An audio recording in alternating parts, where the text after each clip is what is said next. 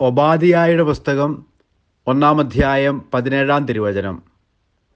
എന്നാൽ സിയോൻ മലയിൽ രക്ഷ പ്രാപിച്ച കുറേ പേർ ഉണ്ടായിരിക്കും, അവിടം വിശുദ്ധമായിരിക്കും. യാക്കോബിൻ്റെ ഭവനം തങ്ങളുടെ വസ്തുവകകൾ വീണ്ടെടുക്കും. കാരുണ്യവാനായ കർത്താവേ, വിശുദ്ധിയോടും വിശ്വാസത്തോടും കൂടെ ജീവിക്കുവാനും അങ്ങ് വാഗ്ദാനം ചെയ്യുന്ന രക്ഷ പ്രാപിക്കുവാനും ഞങ്ങളെ സഹായിക്കണമേ. ആമേൻ. ദൈവം നിങ്ങളെ സമൃദ്ധമായി അനുഗ്രഹിക്കട്ടെ.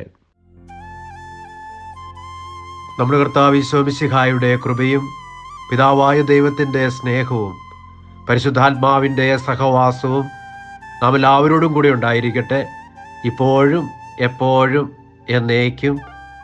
ആമേൻ.